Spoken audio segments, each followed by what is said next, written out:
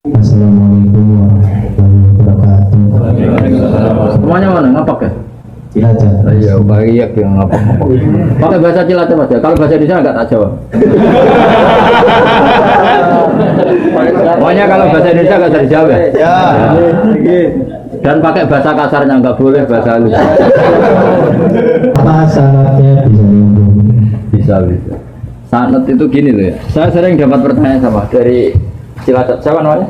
Gunawan. Oh bagus. Gunawan tuh manusia ada gunanya. Iya kan? Orang kaya jutawan kan gitu. Tukang pewarta hartawan. Tukang ada gunanya. Maka kalau nyuruh sama ini gunanya banyak. Ya semuanya nyuruh pakai ini aja. Pasti gunanya banyak. Jadi orang kalau kaya jutawan, pewarta hartawan. Ya. Kalau orang kelayaban bisa lawan wisata, tukang kelayaban kan? Jadi apa? Lawan. Kalau banyak gunanya? Gunawan. Kalau banyak masalah? Masalah. Begini ya, jadi ngaji saya di YouTube itu dari awal sudah saya ikhlaskan lillahi ta'ala, dan otomatis secara sanad itu tersambung. Yang ada syarat ketat itu kalau mau jadi mufti. Ya jadi apa? Mufti itu orang yang punya otoritas menghukumi halal haram, syarat tidak sahnya sholat atau syarat sah tidaknya nikah itu nggak boleh hanya sekedar ngaji di YouTube. Tapi kalau syarat ingin tahu kebaikan sudah cukup, karena kebaikan itu ma'ruf, mudah dikenal oleh Jadi kalau syarat-syarat yang ketat harus ketemu gurunya, ngaji lama, terus akhlaknya harus baik, hafal Quran, hafal hadis, itu syarat untuk mufti, ya Pak? Mufti itu begini loh, fatwa sesuatu yang jelimet itu namanya mufti. Kalau sampean kan nggak perlu seperti itu. Pokoknya dengar ngaji saya yang bisa dilakukan, yang nggak ditunda, itu sudah selesai. Dan potongannya ya nunda semua. Misalnya saya ngaji, wajib nggak orang nyaur utang? Ayo jawab. Wajib. Tahu toh? Ditunda apa langsung? Ketika kangen keluarga wajib enggak terus ingin pulang atau ngirimin? Tapi ketika ada tadi kantor cabang pikirannya mulai macam-macam. Nah, kenapa kalau mufti syaratnya ketat? Karena mufti itu akan menimbang hukum yang kayak iya kayak tidak. Itu harus orang alim, nggak boleh hanya lewat itu. Saya beri contoh ya Mas Gunawan ya, kayak iya kayak tidak. Misalnya gini, saya beri contoh. Kerja di Korea itu baik apa enggak? Baik. Kalau melihat sisi jauh dari keluarga enggak baik. Tapi apa artinya deket tapi enak? Enak itu raine ketok terus rezekinya atau ketok. Itu namanya enak. Jauh tapi enggak enak karena veselnya kirimannya banyak. Panjang. Nah kalau istri kamu rata-rata nelpon kangen orangnya apa kangen kiriman? Kiriman. Nah itu kan terus ketika ada orang tanya baik mana merantau sama di rumah itu pas itu cuma itu hukum sosial, tapi seorang mufti pasti gampang kayak iya kayak tidak. Nah, itu butuh orang alim yang ngajinya tenanan. Tapi kalau hukumnya suami istri sebaiknya apa ya rukun, itu kan nggak perlu mufti, pasti iya gitu apa? Pasti ya. Jadi saya jawab ya. Jadi kalau ngaji lewat YouTube itu sudah sah. Cuma tetap saja nggak sah kalau sebagai mufti. Mufti itu menentukan hukum halal haram. Misalnya kamu marung di warung Korea yang terkenal misalnya masak babi, tapi yang kamu makan bener-bener telur atau ayam, hukumnya gimana? Mesti mufti itu mikir. Kalau melihat ayamnya halal, tapi paling digoreng di wajan yang sama, diletakkan di piring yang sama, dan mereka nyuci piring pasti tidak dengan cara Islam. Kalau melihat gitu kayaknya tidak halal ya. Tapi kalau melihat bisa saja, meskipun bisa saja pas jatah saya piringnya baru. Tapi meskipun kemungkinan itu entah. Tapi ya buat senam otak yang nggak mungkin dianggap mungkin saja. Tapi ini ya itu mufti. Misalnya sholat pesawat hukumnya gimana? Kalau melihat waktu sholat ya harus sholat. Tapi melihat Kalau kamu sesuci misalnya, sesuci di pesawat itu wudhunya kira-kira sempurna enggak? Buatan kan? Kalau sempurna dimarahin awak apa? Kabin. Setelah wudhu tidak sempurna kira-kira tetap wajib sholat apa enggak? Mesti jawaban pertama wajib.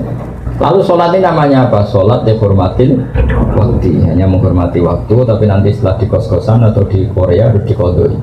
Tapi ketika wajib ngodoi melihat wajah-wajah gini, wah sholat aja sudah menguntungkan, disuruh wajib ngodoi. Muftinya ngeper lagi, karena wajah-wajah kayak sampean itu semua mufti pasti ngeper. Ini sholat fardu aja abot, apalagi disuruh kodok. Hanya kalau ditanya hukumnya gimana Gus? Wajib sholat, wajib ngulang enggak? Kamu enggak. Terus ada lagi orang tanya saya, ini orang nggak pernah sholat sampai 10 tahun. Setelah tobat tanya, saya wajib kodok nggak Gus? Tak lihat wajahnya itu kalau diwajibkan langsung nggak sholat. Akhirnya saya sebagai kiai ngakalin, ya sudah sebenarnya kamu sholat dulu aja, nggak usah tanya kodoknya. Setelah setahun datang lagi, sudah tahu nikmatnya apa? Sholat. Gus caranya kodok gimana? Sudah nggak tanya kodok wajib enggak? Caranya kodok gimana? Saya bilang ya pokoknya tiap sholat kamu 2 kali aja, nggak usah langsung banyak apa? Tiap sholat 2 kali. Yang satu untuk sholat wajib hari ini, yang satu untuk nyaur utang yang dulu. Karena kalau langsung dihitung 10 tahun tuh sebulan kali 5, 10 hari aja berapa? 10 hari kali 5 waktu sudah 50. Berarti tiap 1 bulan 150 kali 12 berapa? Banyak ya, kali 10 tahun. Lihat raweh saja dia takut apalagi. Nah, wajibnya kodok itu sesuatu yang mudah dikenali. Tapi ngitung loyalitas orang pada agama. Rai-rai gini, rai-rai tobat musiman gini. Kalau langsung diwajibkan itu malah apa bahaya. Makanya bilang ya sudah sholat dulu aja. Katanya kiai harus modok ikut 10 tahun, sudah saya sholat dulu aja, tidak usah tanya itu. Makanya dulu tuh ada cerita unik, ini guyonan saya sebagai penghormatan pada Korea palsu ini ya. Tuh ada kiai itu kan rata-rata anaknya cantik. Kalau anaknya tidak pati cantik ya rapati kiai. Kiai betul itu rata-rata anaknya cantik, karena istrinya rata-rata ya cantik. Kalau kiai istrinya jelek ya agak musibah. Tapi bisa bikin kantor cabang gak? Ini provokator itu. Apa pengesahan apa? Pakai kartu apa? Enggak, kantornya itu. Dia istilahkan istri kedua itu. Singkat cerita itu anaknya itu cantik. Ya dulu itu nggak ada akses ke dalam kecuali harus jualan apa? Air. Jadi ada orang santri itu agak nakal dia. Ingin tahu ningnya kalau dalam bahasa pondok itu nih. Taman karena saya yakin semua yang ngaji saya di sini itu masih ada sisa-sisa santri. Karena orang Indonesia hebatnya gitu, kecilnya mesti dolanan di musola, mulia di musola, ya kan? Baiknya orang Indonesia kan? Iya kan? Karena rata-rata kita pas kecil itu kan yang saya miskin, yang ada jeding itu di musola. Sekarang keluarnya tamer-tamer di Indonesia ke saya gitu, semenjak masjid bagus, kamar mandinya bagus. Kadang orang mau ke masjid itu bukan karena ingin jamaah, kudu ngising di rumah lari ke masjid. Ya kan sekarang banyak enggak?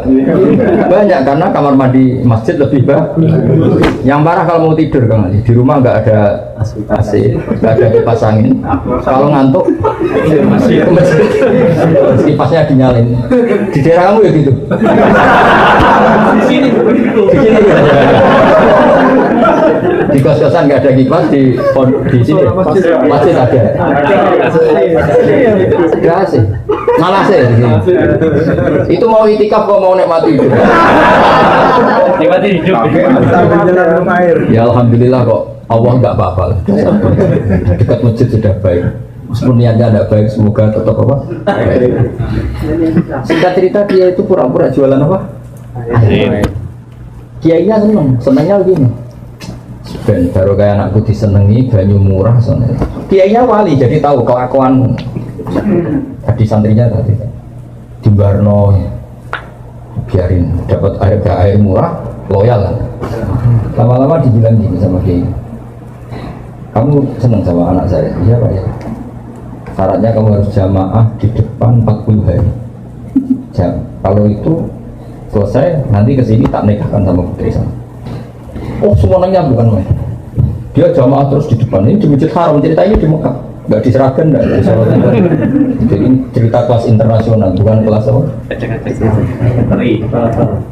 Setelah itu semangat dia. Ya, syaratnya 40 hari di soft awal. Ya imamnya atau imam Masjid Haram, nggak masuk imam nggak ini. Kalau di sini nggak jadi wali 40 hari belum jadi wali. Ini di Masjid Haram yang satu sholat sama dengan 1000 sholat. Ya 1000 rakaat. Kalau sholat di sini satu sholat kan benar-benar satu. Kalau di sana lipatannya kan berapa? 10.000. Ada yang bilang semuanya ribuan, ratusan ribu. Terserah hitungnya sampai 40 hari. Hari ke-40 selesai sama kiainya digandeng santri. Ayo nak pulang ke rumah saya. Tak kawinkan sama anak saya sesuai perjanjian. Itu santrinya marah-marah. Pak Kiai, minyak uang. Sholat itu mau dijoli anak jenengan. Enggak bisa. Ternyata dia hari kedua ketiga sudah ikhlas, tidak karena cewek tadi, tidak karena putrinya kita tadi. Ayo nak pulang saya nikahkan sama anak saya karena sudah 40 hari. Pak Yai, kamu menghina saya. Masa sholat nikmatnya seperti itu hanya hasilnya dapat putri jenengan? Enggak bisa. Sholat saya itu balasannya surga, enggak bisa. Enggak mau saya. Dari sholat untuk dapat cewek menjadi sholat nikmati kebenaran. Makanya kalau kamu ingin kaya tak suruh sholat hati. Nanti kalau sudah sering sholat nikmatnya sujud, nikmatnya muasalah sama Allah, terus mulai berubah doa. Apa penting kaya apa enggak? Kalau kok masih ingin kaya terus berarti sholatnya masalah. Akhirnya nggak mau malah dikawinkan. Akhirnya kiainya yang merayu-rayu dia. Sudahlah tetap jadi mantu saya karena kiainya kesemsem ingin punya mantu ikhlas. Sekarang gantikan kiainya yang mati-matian ngerayu supaya dia mau jadi menantunya. Karena ingin punya menantu ikhlas. Bisa dibuktikan ya. Mau nyoba itu. Mekah dulu. Nah contohnya ada harus Mekah. Misalnya Anda ingin kaya, dijazahi, disuruh sholat saja. Lama-lama nanti Anda akan muhasabah, mengkoreksi doa Anda. Betul enggak, betul enggak. Nah, Anda suka cewek, mati-matian, cinta mati. Setelah kamu sholat, nanti mesti ada alamat. Ternyata mimpi gambarnya angin topan. Saya pernah punya teman, sholat istikharah. Gambarnya itu angin topan. Mati bro. Ya itu jadi itu artinya wasta'inu bisabri apa? Karena kita tidak pernah tahu yang maslahat untuk kita itu ke depan itu apa, kita tidak pernah tahu. Makanya semuanya kita serahkan pada Allah Subhanahu. Mungkin sampean kalau hidup di Jawa karena tetangga roh kiai kadang rapati senang. Karena kadang jenenge gawan tonggo, tapi gara-gara di Korea melihat Islam gak hidup malah sampai jadi kiai. Kalau di rumah jadi kiai RT saja nggak ngangkat ya. Tapi kalau di sini langsung kiai internasional. Iya, kalau kiai di Indonesia namanya kiai lokal, kalau sudah di sini Islam. Jadi itulah hikmah yang dikersakakan Allah Subhanahu wa Ta'ala. Makanya berharap semoga keberadaan Anda di sini benar-benar ikut menyebarkan sujud, tauhid, tasbih di dunia. Ya sudah ya, cukup ini.